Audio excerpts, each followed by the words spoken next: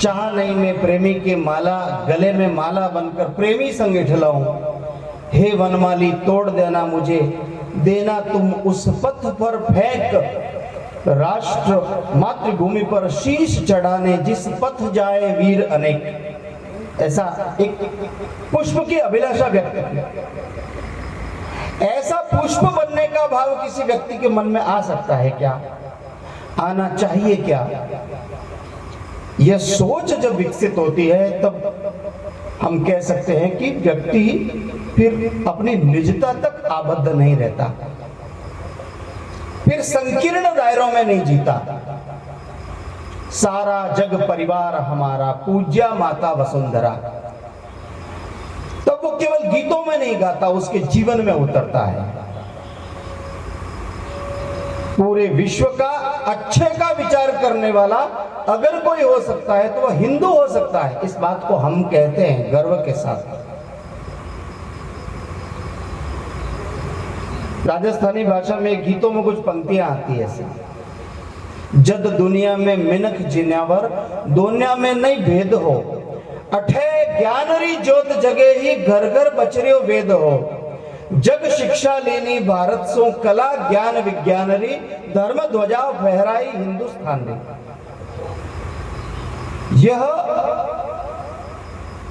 यह संदेश देने वाला ये हिंदू है, और इस हिंदू के कारण से ये धरती हिंदुस्तान कहलाती है। इसलिए हम सबके भीतर अगर कोई एम्बिशन हो सकता है तो वो विवेकानंद जी ने आज से 150 साल पहले बताया। ये शर्म का विषय नहीं है, ये गर्व का विषय है। गर्व से कहो मैं हिंदू हूं, ये विवेकानंद जी ने कहा। और केवल स्वयं के लिए, कुछ लोगों के बीच में नहीं कहा, शिकागो के विश्व धर्म सम्मेलन में कहा। उन गलियों में घूमते हुए उस वैरागी का, विरक्त का कई बार मजाक उड़ाया गया। ये गेरुआ वस्त्र धारण करके घूमता हुआ आदमी कौन है जिसको कपड़ा पहनने तक का होश नहीं? ये धर्म सम्मेलन में कहां से आ गया भाई? ये कौन है? मजाक उड़ाते थे उस समय। विवेकानंद उस विशाल समुद्र की भांति अविचलित होते हुए उत्तर देते थे। In Europe and America, tailor makes a personality, but the nation from where I have come, that's India, character makes a personality.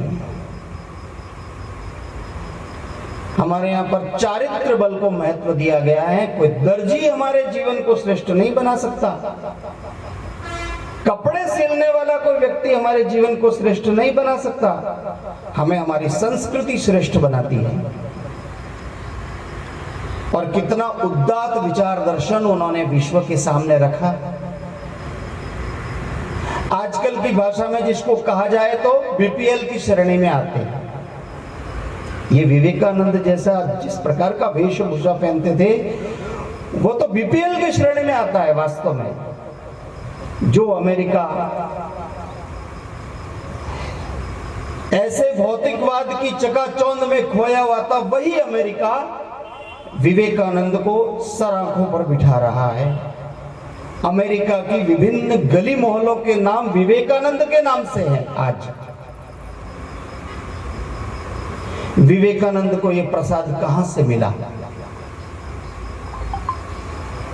इसी भारत माता की गोद में खेलते हुए उन्होंने वह सब सीखा और अपने जीवन को बहुत सूक्ष्मता से ढाला होगा, निखारा होगा।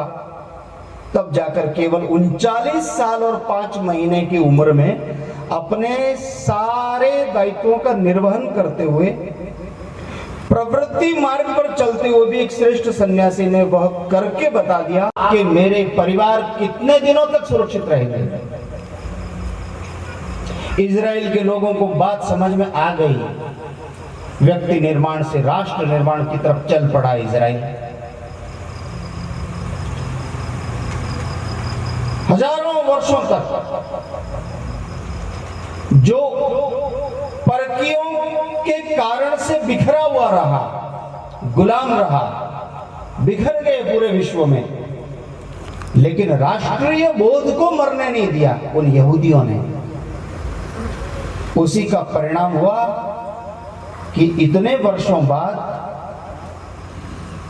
जुडाइज्म को जीवित रखते हुए वापस जब ये यहूदी लोग यरूशलेम की धरती पर पहुंचे तो किसी आसपास के आक्रांत राष्ट्र के कारण भयभीत नहीं हुए, अपनी जमीन फिर से प्राप्त की और वहां पर पूर्ण स्वराज्य के साथ में लड़े हैं। आसपास में 8-10 मुस्लिम देशों से भिड़े हैं और अपने स्वत्व को वापस जागरूक किया। आज वही इजराइल अमेरिका को रडार बेचता है, अस्त्र शस्त्र निर्यात करता है अमेरिका जैसे विश्व के बड़े बड़े विकसित देशों को। ये इजराइल के अंदर यह सामर्थ्य तब आया जब सामान्य से सामान्य व्यक्ति के निर्माण पर बल दिया गया। आज भी 10वीं 11वीं में पढ़ने वाले एक विद्यार्थी को, चाहे वह छात्र है अथवा छात्रा है, वहां से पढ़ाई पूरी करने के बाद आगे की शिक्षा दीक्षा के लिए जाना है तो अस्त्र शस्त्र उठाना होगा हाथ में। ये इजराइल के लोगों ने कहां से सीखा? इतना विकसित और मजबूत कर दिया इजराइल को नीति निर्धारकों ने, दिशा निर्देशकों ने।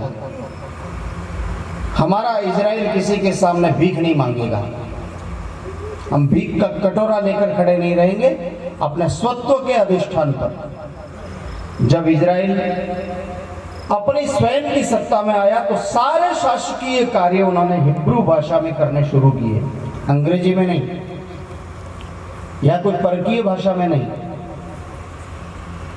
हमको सीखने की आवश्यकता है। डेजर्ट में किस प्रकार से इजराइल नहीं है। हमारे राजस्थान में तो कई जिले ऐसे हैं जिन 2 जिलों को मिला दिया जाए तो इजराइल का क्षेत्रफल बन जाता है, लेकिन इजराइल सिखाता है पूरे विश्व को ड्रॉप इरिगेशन। हमारे यहां आइए, जल की एक एक बूंद को कैसे बचाया जाता है ये हम आपको सिखाएंगे। ये मायने हैं व्यक्ति निर्माण से राष्ट्र निर्माण के। सरकारी नल बह रहा है तो बह रहा है, हमको परवाह ही नहीं होती, पास में से निकल जाता है। सरकार जाने, सरकार ही ऐसी है, हम क्या कर सकते हैं? जनप्रतिनिधियों को कोसते रहेंगे, अफसरों को गालियां देंगे, ज्यादा से ज्यादा फेसबुक और ट्विटर पर सारी भड़ास निकाल देंगे, लेकिन बहते हुए पानी को जाकर बंद करने का विवेक नहीं, तो फिर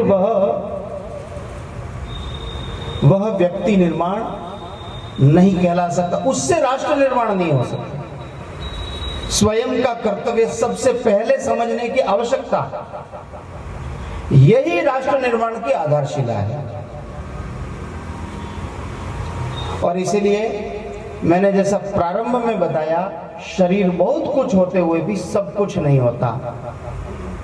शरीर का अपना महत्व हो सकता है, लेकिन उससे आगे के चरण को पार करते करते हम राष्ट्रीय भावना को अपने समाज जीवन में उतारने के लिए कृत संकल्पित हो सकते हैं। और ये करने के लिए बहुत सारे साधन हैं हमारे पास। हम किसी भी अच्छे संस्थान से जुड़े हुए हो सकते हैं, चाहे वो अखिल विश्व गायत्री परिवार होगा, चाहे कोई संत महात्माओं के द्वारा चलाए हुए विभिन्न प्रकार के कोई अभियान होंगे, कोई कार्यक्रम होंगे, कोई विश्व हिंदू परिषद से जुड़े होंगे, कोई संघ की दैनंदिन शाखा के माध्यम से ये काम कर सकते हैं, कोई सेवा संस्कार की गतिविधियां चलती है। इन सबके माध्यम से लक्ष्य तो वही है वही बात आती है, जिस जिसकी हिम्मत हो। राष्ट्र सिंधु का ज्वार न थकता, आओ जिस जिसकी हिम्मत हो। ये पथ तो कांटों वाला है, ये अंगारों वाला है, कष्टकारक है। यहां पर किसी भी प्रकार की वाहवाही, किसी भी प्रकार से स्वयं को ऊंचा दिखाने की ऐशना, उसका कोई अर्थ नहीं। लेकिन इस मार्ग पर चलते हुए एक नींव का पत्थर बनकर हम काम कर सकते हैं क्या?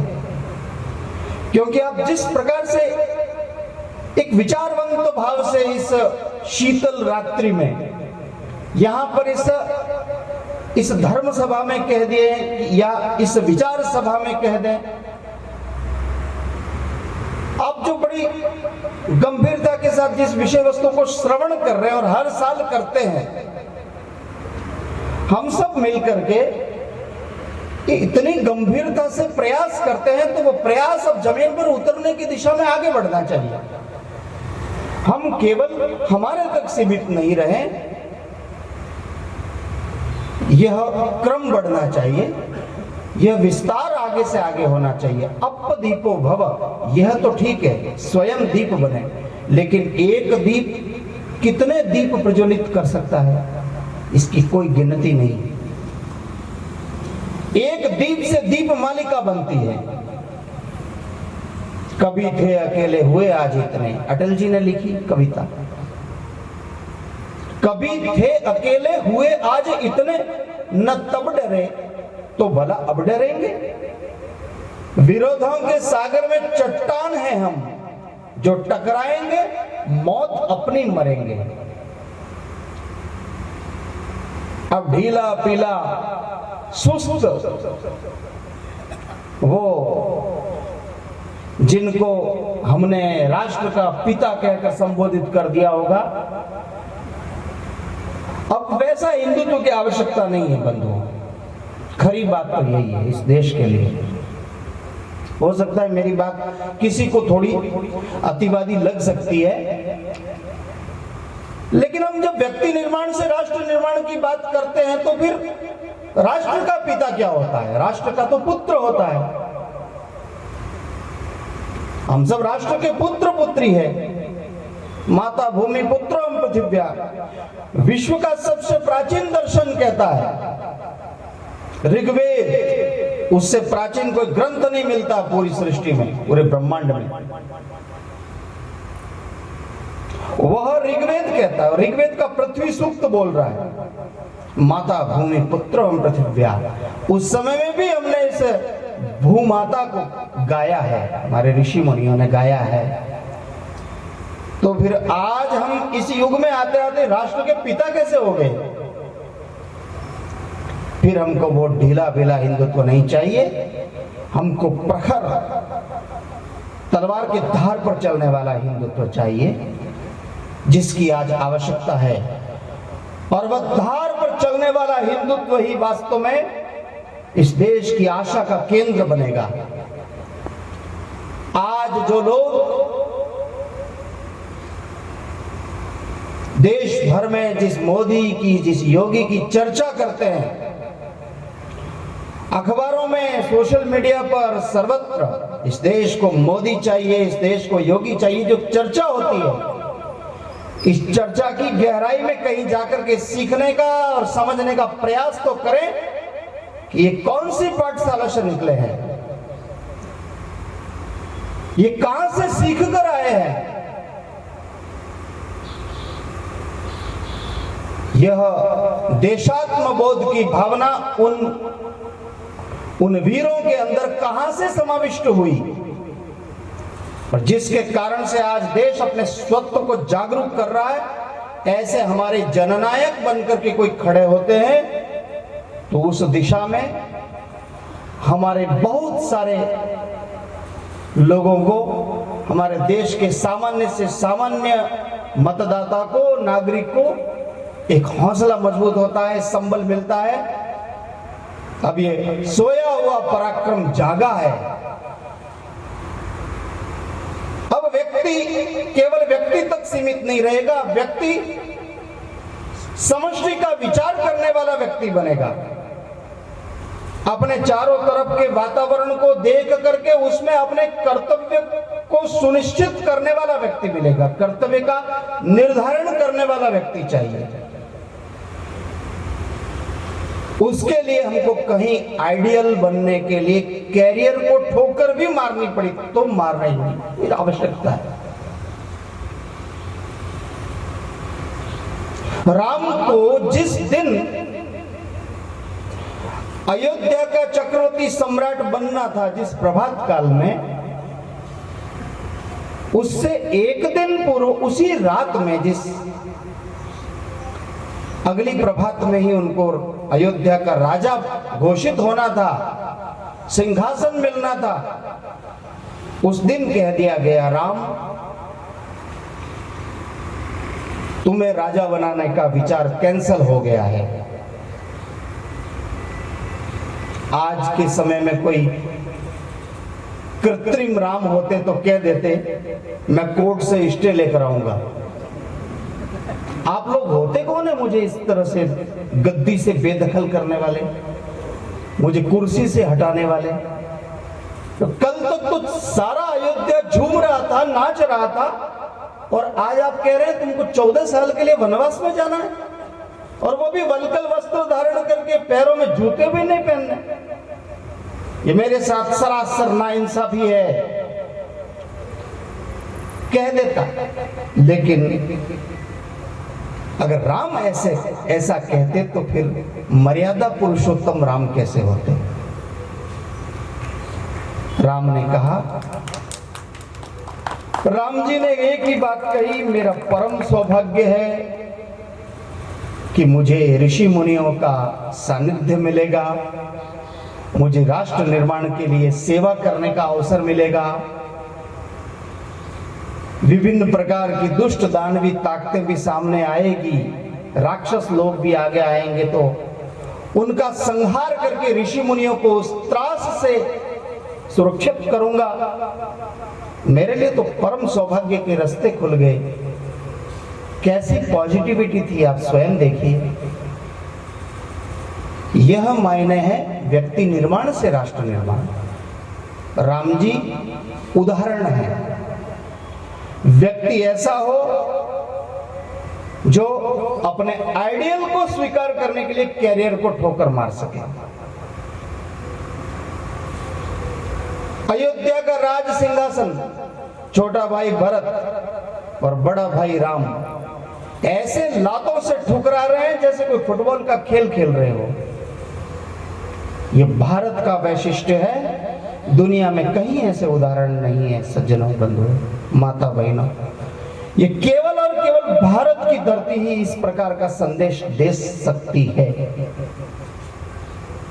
और आप और हम बड़े सौभाग्यशाली है कि हमने उस भारत की धरती पर जन्म लिया। गायन्ति देवा किल गीत गाने, धन्यास्तु ते भारत भूमि भागे।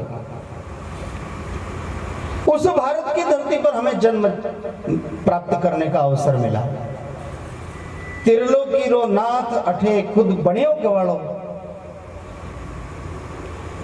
ममाकृते गाव पश्चते मम गावे, गवा मध्य वसाम्य हम। ये पूरे विश्व की सेवा करने वाली गाय है, केवल प्राणी मात्र नहीं है, कोई पशु मात्र नहीं है। तिलम न धान्यम पशुवत न गावा। हमारे अवतारी पुरुष स्वयं योगेश्वर भगवान श्री कृष्ण कहकर गए, मेरी तो एक ही अभिप्सा है, अभिलाषा है कि मैं गायों के बीच में रहूं। दिशा दी। ये दिशा हमको कैरियर से आइडियल की तरफ आगे ले जाती है। हम कष्ट में जी सकते हैं, लेकिन हमारे मान बिंदुओं को हम छोटा नहीं होने देंगे। विवेकानंद आइडियल के रूप में, राणा प्रताप आइडियल के रूप में, कैरियर नहीं। आज राष्ट्रीय युवा दिवस जब मनाते हैं 12 जनवरी को, आइडियल के विचार को इतना निकटता से प्रशिक्षण की श्रेणी में नहीं लाया जाता, प्रेरणा के रूप में नहीं दिया जाता। वहां केवल और केवल कैरियर की बातें होती है। आपको बड़ा बिजनेसमैन कैसे बनाया जा सकता है, आपको पैसा कमाने की मशीन कैसे बनाया जा सकता है, ये बातें तो चलती है। लेकिन आप में से किसी को योगी कैसे बनाया जा सकता है, आप में से किसी को व्यक्त कैसे बनाया जा सकता है, आपके धन धान्य की, आपकी संपत्ति की, आपकी संपन्नता की उपादेयता इस राष्ट्र के लिए कैसे फलीभूत हो सकती है। विवेकानंद का जन्म दिवस मना रहे हैं तो कोई कैरियर डे की जगह आइडियल डे मनाने के लिए भी तो आ गया हो। उन्होंने तो कैरियर को ठोकर मारी थी। राणा प्रताप चाहते तो बहुत ऊंचे ऊंचे महलों में रह सकते थे और जीवन भर भोग विलास कर सकते थे, लेकिन जिस एक दुर्दांत आतंकवादी के कारण से एक एक किले पर जब वो हमला करता है तो 30-30 हजार क्षत्रियों को अपना शीश कटाना पड़ता है और हजारों हजारों माता बहन उनको जौहर करना पड़ता है, अग्नि स्नान करना पड़ता है। जिस दुष्ट के कारण से इतनी इतनी मौतें होती हैं, इतने निर्दोष लोग मारे जाते हैं, मैं उसके चरणों में बैठकर उसकी हाजिरी भरूं, ये संभव नहीं है। ये हिंदुआ सूरज किसी के सामने झुकेगा नहीं, वो झुकियो नहीं नर नाहरियो अकबर री सेना रे आगे। ऐसा अपने जीवन को गढ़ा है, ऐसा गठित किया अपने जीवन को, तब जाकर के हम कहते हैं कैरियर नहीं, आइडियल है।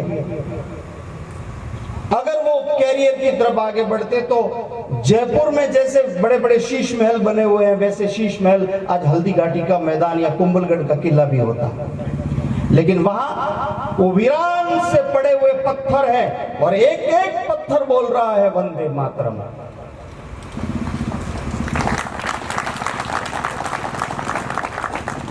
और यही भाव आज की नई युवा पीढ़ी में संचालित करने के लिए अगर आवश्यकता है तो हमको अपने जीवन के माध्यम से उदाहरण देना पड़ेगा सज्जनों। माताओं बहनों को भी अपना शौर्य दिखाना पड़ेगा, अपने छोटे छोटे बाल गोपालों को तैयार करना पड़ेगा। उनको हर समय छांव में नहीं रखना, उनको तेज धूप देना, इसकी आवश्यकता है। मां जीजा नहीं होती तो शिवा कैसे होता। जब चारों तरफ मुगल शाही है, आदिल शाही है, कुतुब शाही है, निजाम शाही है, आशा की कोई किरण नहीं, ये कैसे हिंदुत्व खड़ा होगा। आने वाले समय में क्या हमारे मानबिंदु, हमारे मूल्य बच पाएंगे या इन दुष्टों के हाथों, इन मुगलों के हाथों खत्म हो जाएंगे।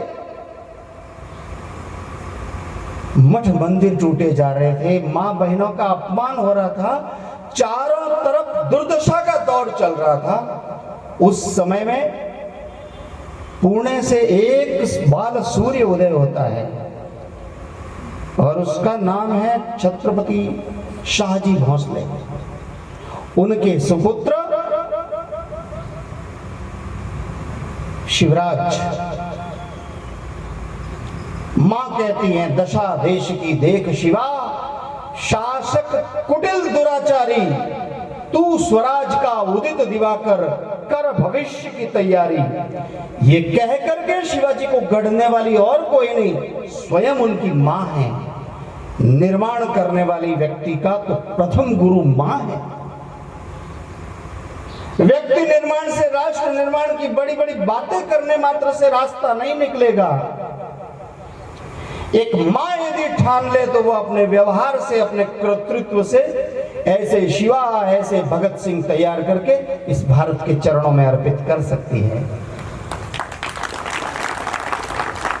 उसकी जरूरत है आज।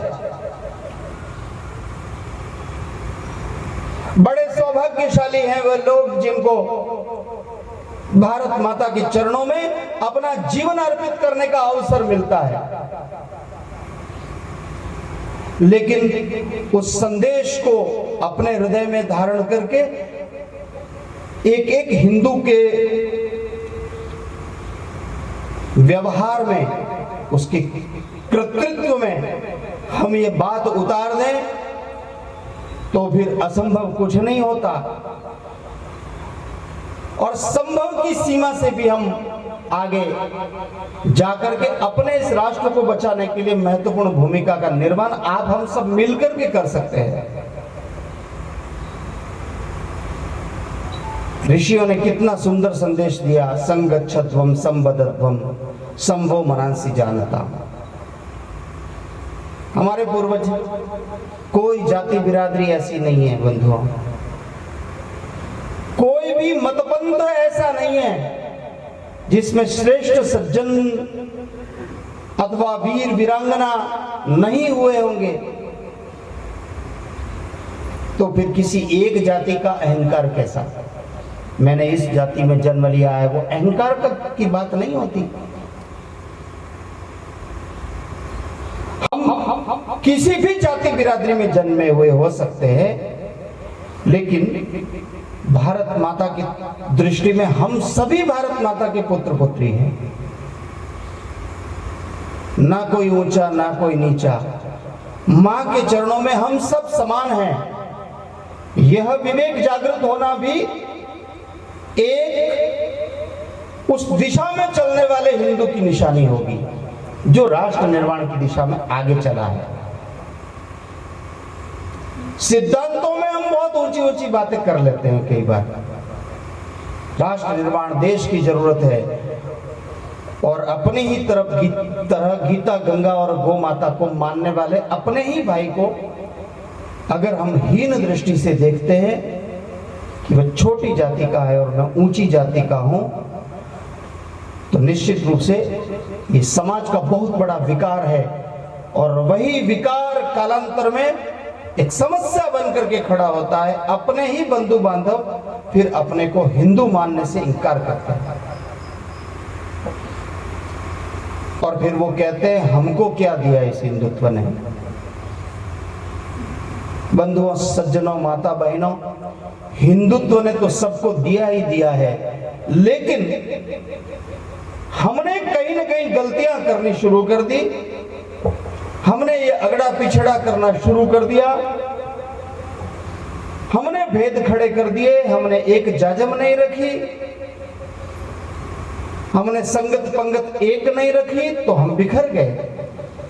हमारे ऋषि मुनियों का संदेश संभूत्याम अमृतमश्नुते का था, संगठित होकर रहे, एक होकर रहे, यूनिटी इज स्ट्रेंथ हमने कहा, लेकिन बार बार केवल कहते रहे, रट्टू तोता बनकर। उसको अपने व्यवहार में कहां उतारा, और व्यवहार में जिस दिन उतारना प्रारंभ किया, उसी दिन से व्यक्ति निर्माण से राष्ट्र निर्माण के पथ पर चल पड़े।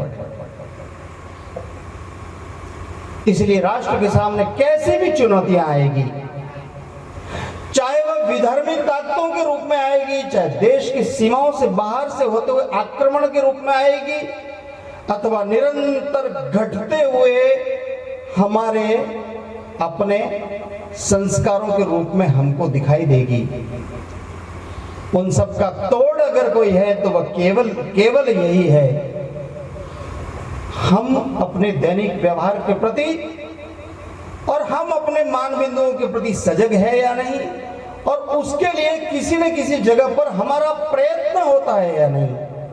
ये प्रयत्न ही परमेश्वर है। हम वैसा पुरुषार्थ अपने जीवन के माध्यम से जगा सकते हैं या नहीं। और मुझे लगता है कि आज की इस विचार सभा में व्यक्ति निर्माण से राष्ट्र निर्माण के जिन विषयों को हम समझने का प्रयास कर रहे हैं, उनको समझते समझते हम अपने मन में दृढ़ निश्चय को पक्का करें। ये मैं उपदेश के रूप में नहीं कह रहा हूं, ना मेरा कोई सामर्थ्य है, न किसी व्यक्ति में कोई पूर्णता होती है कि वो किसी मंच पर आकर के 4 लोगों को उपदेश दे। सब में न्यूनता रहती है, कोई न कोई किसी न किसी कोने में कहीं न कहीं रहेगी, क्योंकि हम सभी उस प्रक्रिया में है, सीखने के उस प्रोसेस में है। महात्मा गांधी ने अपनी एक पुस्तक में एक जगह लिखा जरूर है, सत्य की अनवरत प्रयोगशाला हिंदुत्व है, स्वयं ने लिखा।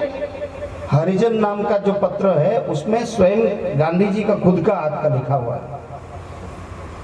सत्य को अनवरत सीखने की, समझने की प्रयोगशाला का नाम अगर कोई है तो वह हिंदुत्व है। लेकिन उस हिंदुत्व को बरकरार और ताकतवर रूप कैसे देना, वह बात तो हमको आगे जाकर डॉक्टर जी ने सिखाई। लाठी हाथ में है तो केवल सहारा लेकर चलने के लिए नहीं है, वो लाठी दुष्ट दुर्जनों को ठीक रास्ते पर लाने के लिए भी जरूरी है। हम किसी पर आक्रमण करने नहीं चले, उन्होंने कहा, लेकिन सदैव सावधान और सजग तो रहना पड़ेगा कि हमारे ऊपर भी कोई आक्रमण नहीं कर पाए। तब जाकर हम अपने इस राष्ट्र को, भारत माता को, विश्व वंदे भारत माता का स्थान फिर से देने के मार्ग पर आगे कटिबद्ध हो पाएंगे, ऐसा विश्वास है। और इसलिए दीदी मां साध्वी ऋतुम्बरा जी का एक वो वाक्य मुझे याद आता है कि अगर समाज की और राष्ट्र की दुर्गति का अगर कोई कारण है तो वह दुष्ट दुर्जन नहीं है, वह सज्जन शक्ति है जो उदासीन है। वह पर्याप्त संख्या में है, कम नहीं है। दुष्ट दुर्जन गुंडे बदमाश मुट्ठी पर है, उनको कुचल कर रखा जा सकता है, दबाया जा सकता है, उनको दुष्ट दलन किया जा सकता है, लेकिन वह करने के लिए सज्जन शक्ति का बहुत बड़े प्रमाण में एकत्रित होना जरूरी है और ताकत उत्पन्न करना आवश्यक है। और इसलिए अपने भीतर का वह हिंदुत्व हम जगाने का एक भागीरथी प्रयास करें, पुरजोर प्रयास करें। ऐसे मेरा मन का भाव में एक कविता की छोटी सी पंक्ति से व्यक्त करते हुए अपनी बात को समाप्त करना चाहूंगा।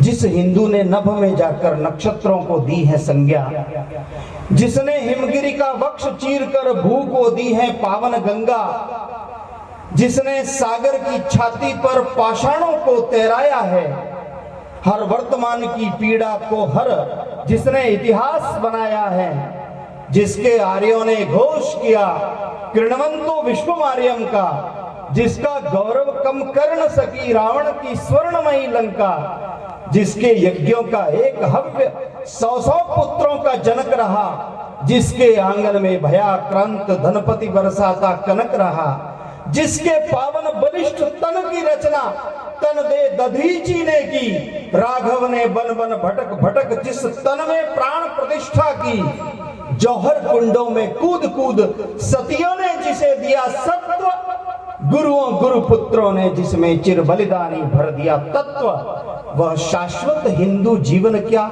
स्मरणीय मात्र रह जाएगा? क्या उसकी पावन गंगा का जल नालों में बह जाएगा?